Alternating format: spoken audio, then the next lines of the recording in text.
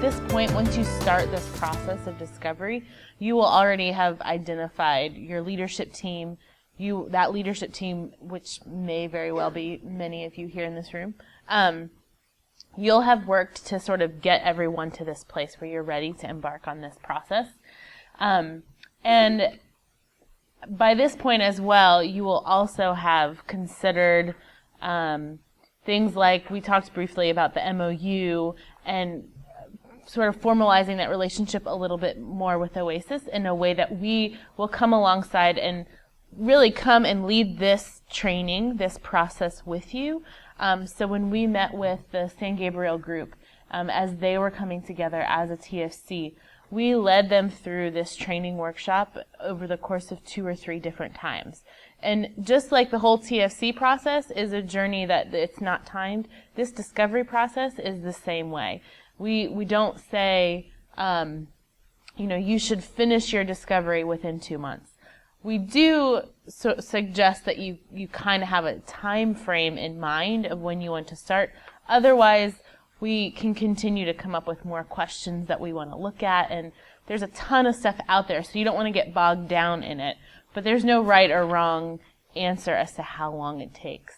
It's called a Memorandum of Understanding, and it's a term that we use in the nonprofit government world of, it's clarifying the relationship. And part of this, again, is to make sure that you guys, as TFC leaders, don't ever feel like you're on your own. We want to support you in that. And so this is a place where we come in and help this process. Again, the TFC leaders will really facilitate it, but we are there to help guide that process, especially sometimes it's just helpful to have a third, the outside objective voice. Once you can start kind of getting bogged down in details or personality issues, or some people, really want to press into one area and the rest of the group is saying no.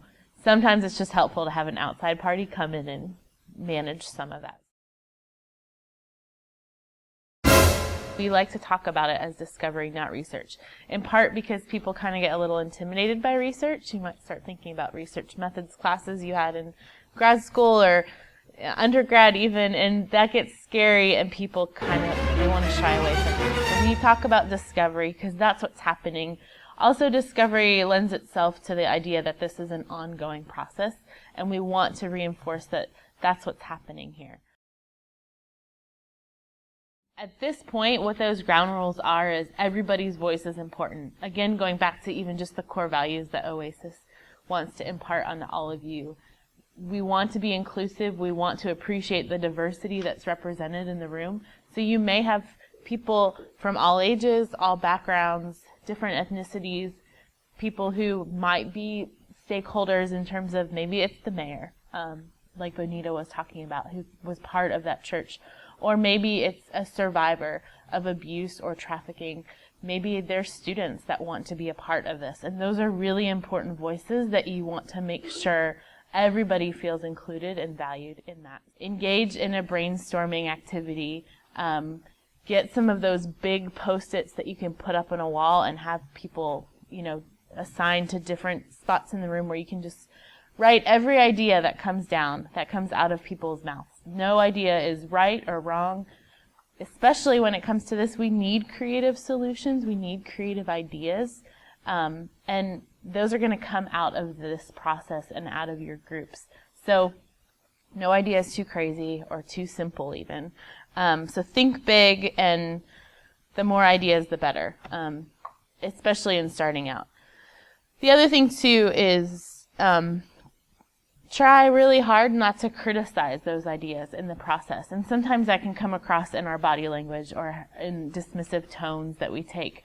And we want to, especially at this point where people are really just starting out and feeling included, we want to make sure that they continue to give their voice. So as you're leading this process, do what you can to ensure that ideas aren't criticized and people are acknowledged, their thoughts and feelings are considered in this process.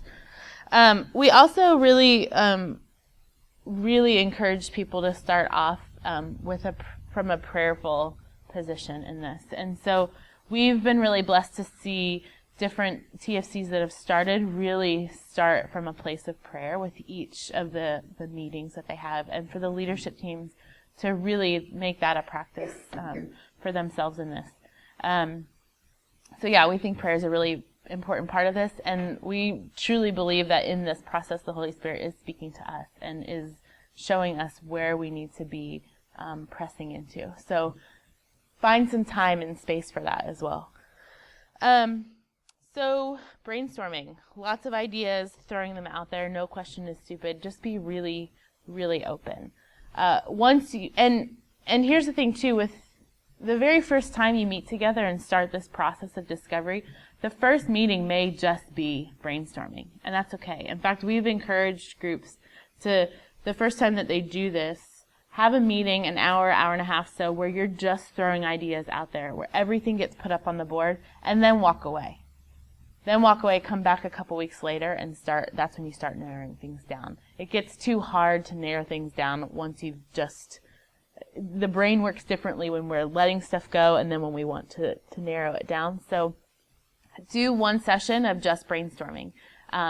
Have someone document all of that and feed it back to people. Send an email of just ideas. Don't comment on the validity of them or, the importance of them. Don't prioritize them. Just send out the email that people can think over, and then come back and start narrowing them down. And so that's really just the second part, starting to narrow it down. And we've encouraged people to maybe start grouping them into different categories, and that might be based on people's passions or interests. That might be based on categories of labor trafficking, sex trafficking. It might be categories of prevention and restoration. As a leadership team, you would decide how you start categorizing them.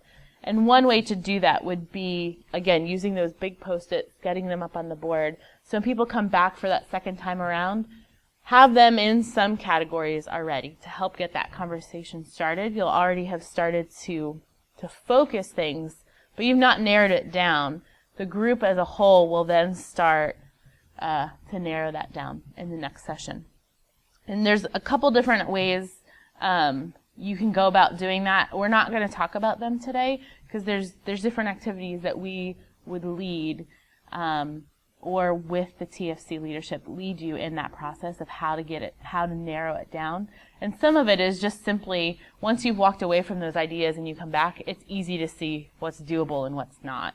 So some of it starts to happen pretty quickly, but it's also a very natural process. So it sounds complicated, and there's not really a science to it.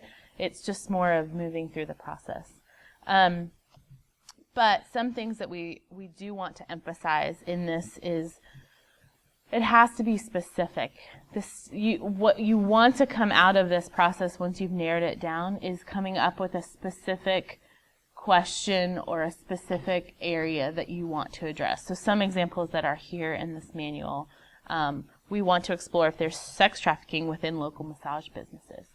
By this point, you may have already done some research, kind of just going out and interviewing businesses. What are their concerns? What are their needs? What have they noticed?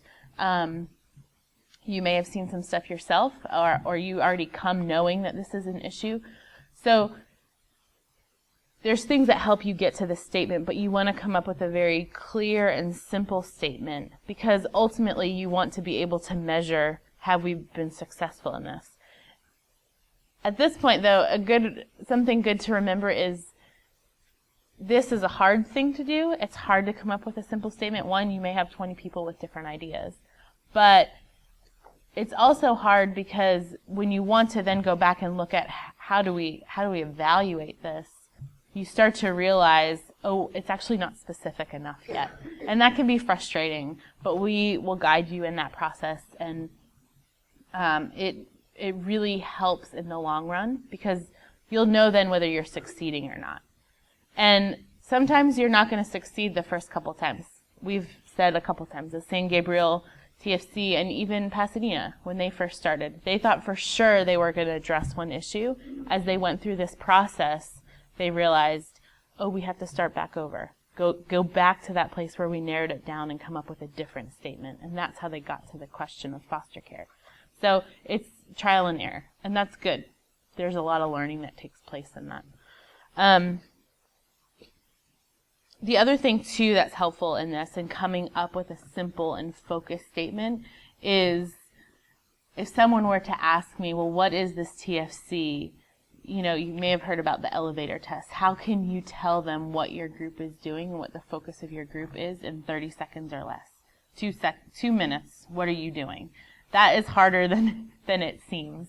But it's really important to be able to do that because it helps the group stay focused and it helps them clear on what you're doing and where you're going. Does anybody have any questions?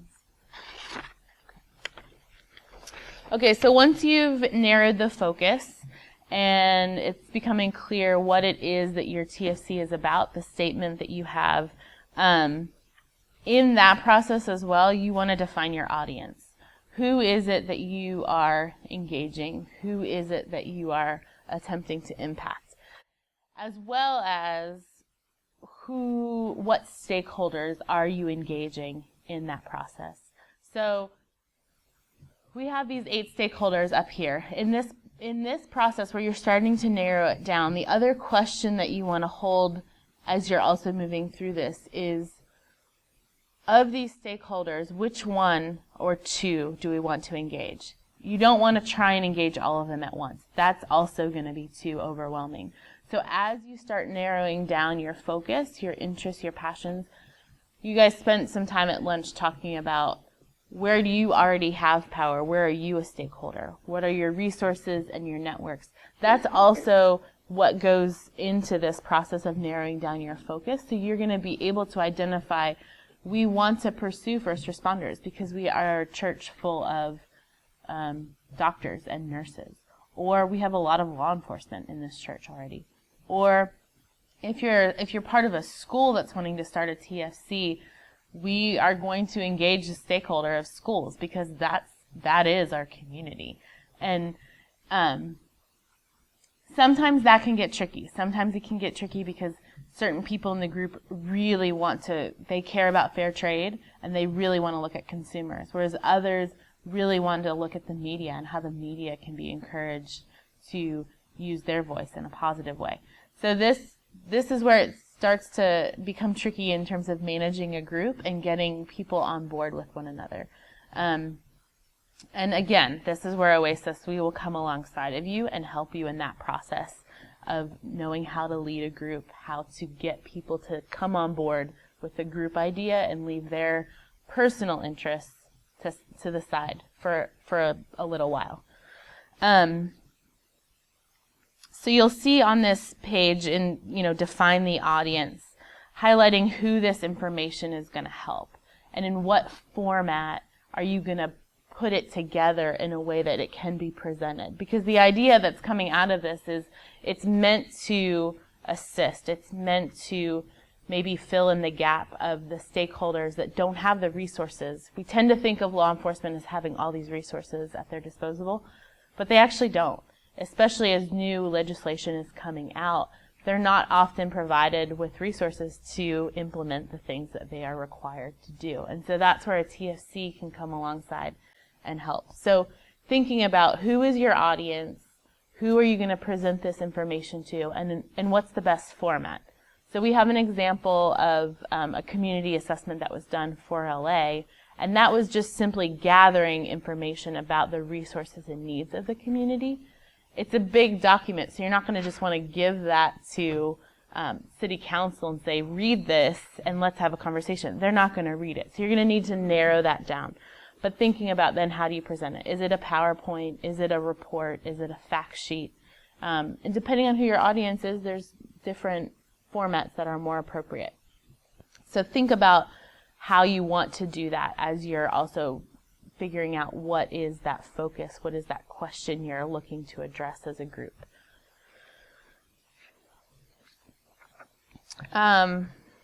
Okay, so now at this point you will have gotten some research together, you have it formatted in a way, you're able to present it, but what do you do with it? What is the action plan?